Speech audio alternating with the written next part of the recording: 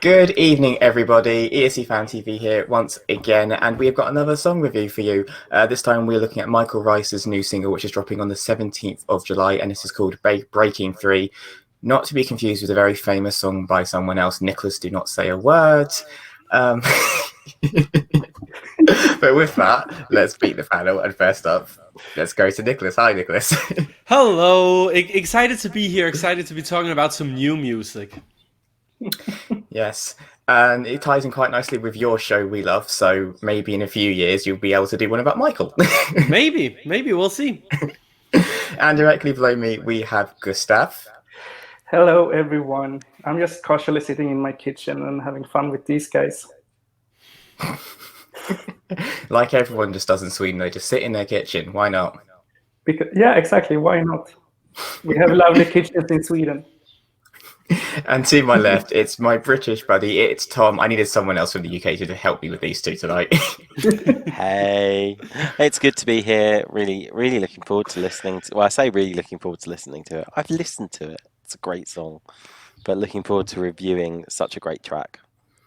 Yes. So, like we said, his single was called Breaking Three. It is his third single, yes, since Eurovision 2019, of course, where he competed with Bigger Than Us. Sadly, placing last in the final, undeservedly. I still stand by that. I will die on that hill. And like I said, this is called Breaking Three. It's a very sweet piano ballad with just his voice and a piano. And let's go to our resident ballad lover first, Gustav. you love a ballad. What do you think of this? I fell in love with this song from the first note. It's really, really beautiful, and his voice really fits the song, and it's just lifting it to another level. It's fantastic. Awesome, Nicholas. How do you feel about it? Obviously, he wrote it himself. I don't know if he did the music by himself, but I'm assuming so. What's your take on it? Yeah, it's definitely a very personal song. You can tell that for sure. So I think it's great that it is him who's written it, because I do really feel like that he believes in what he's singing. And it's very musical, I feel like, which is funny also considering the name. But it's a very big kind of musical number, and I really like that about it. And I think it really shows off his vocal. He has a fantastic vocal that, I mean, we saw it at Eurovision. We see it here in this song as well, especially like towards the end at the bridge of the song. I feel like that's like really where you can hear like these kind of like different tones his voice can go into. And I think it's all very, very impressive. So I think it's a song that very much fits him. Okay, and Tom, obviously, your take on the song, and obviously, it's got a bit of a gospel moment as well in the backing, and we know you like songs that are a bit gospel on this show because of last year. What you mean? We're not going to mention the John Lundvik T-shirt you have then, with or the fact you love the Mamas this year, then, are we? Look, I am proud of that fact. No one will ever take it away. And to be honest, I was absolutely thrilled to hear a little bit of gospel backing in there as well, because I think it really helps kind of complement the song and the vocal. And the thing that I really enjoy about this as well is that it's a song that I think actually challenges Michael's vocal, which is great, because it's great to see him actually using sort of almost like a full range of his voice kind of thing. And it creates, I mean, there's such fragility in some parts of that song that I think is brilliant, and the way the gospel comes through, it really helps complement it. Yeah, and that's kind of the headlines of why I like it, really. Brilliant. Like I said, yeah, I'm in agreement. I think this is really good. Not what I was expecting, to be honest, because we've had a lot of like the other songs have been quite dramatic. I think it's quite a good way, especially in the instrumentation. So to hear something so stripped back kind of caught me off guard. Not a criticism, just an observation. His voice, yeah, his range goes from everything, nearly hitting like Mariah Carey at one point. I wrote in my notes, but not quite. But I don't think that's possible, to be honest. Maybe one day. But no, I think this is brilliant for him, and the fact he's still doing, I think, improving on his voice and music since Eurovision is really impressive and commendable. I keep forgetting he's only 22. I kind of hate him that he's only 22 and that talented as well. But you know, I mean, he's younger than me, the youngest one here. So that says it all, doesn't it? Notice you just had to throw that in. The youngest The one. curious- I get it. I'm the oldest one here, so you know. Hey, I didn't mention anything there. You put that on yourself. It is great to actually see.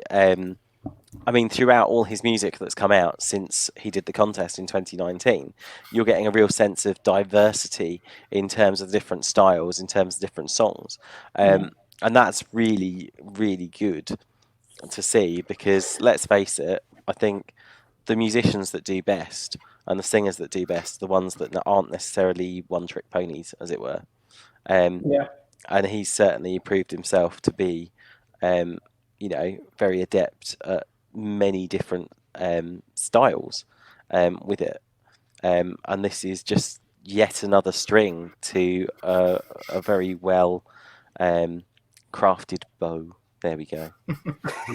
He's being very poetic. so you were just going on some lovely little path there. I was like, I'm just gonna let him see where this is going because I have no idea. It's an age thing. It's fine. Oh. Whatever you say, I'm just gonna go with that. So as you said, like he's shown his range. He's a very talented singer and songwriter. So I have a question, and I'm not going to do Jamala quote because that's been done to death. But do we think this is firstly better than Bigger Than Us, and secondly, should he come back as a singer or a songwriter? And I'm going to come to Gustav first because it's a Swedish song that you lumped us with him. This is miles and miles and miles and miles better than Bigger Than Us. If I'm honest, and that's what I am on this show. Gustav, not honest, never. I think it's so much better. I think every song he has been releasing is better than the song before that, and that's a great quality. I would love to see him in Eurovision again, in any kind of role. Nicholas. Yeah, I think if I were to put those two songs up against each other, I think Bigger Than Us is just more my style, but I think they're both great songs, and I especially also really liked the song that we reviewed on ESC Fan TV the last time, his previous single. So he has a lot of great stuff going on. Absolutely, I would love to see him back. I think, like you said, you know, he didn't do so well in Tel Aviv, and we're sad about that because he is such a great person who really seems to care about the music that he makes, and you know, he can write his own music. We've seen this now. He can write fantastic lyrics, and I think he could really come back with something strong if he was given full creative control and just put something out there that he really believed in. And Tom, obviously, we've said this conversation so many times about, you know, artists being lumped with a song in the UK, it kind of falling flat, and then them excelling with their own music. Is this just like another piece of evidence to show that the UK should trust their artists with their own music? Yeah, do you know what? I think you're absolutely right. I think the thing is that if you, I mean, certainly with Michael and with Suri beforehand as well, if you have songwriters of that caliber as well, if you sing a song you have written, it's inevitable that you will have more ownership over that song, and you will have more connection with that song. It's not to say he didn't have a connection with Bigger Than Us, because he did, but there's that element of personalization, isn't there? And I think that is, you know, a very powerful thing on stage, and how a song comes across in any circumstance. So yeah, it would be nice to see a little bit more trust going on. And I think, you know, singer-songwriters in Eurovision, I think absolutely.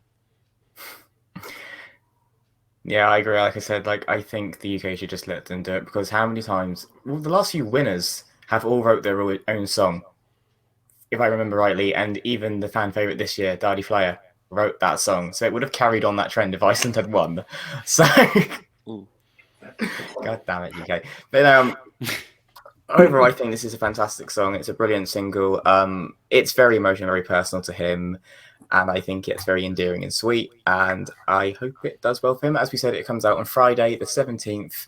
You can download it now on iTunes, Spotify, Apple Music, anywhere else that music is put on, I don't know, they're the three I Tidal, know. Deezer, all those kinds of websites. All I'm old. I don't know how. Get the it on internet all works. of them. Yeah, what Pretty we mean much. to say is other music websites are available and you can find it on there too.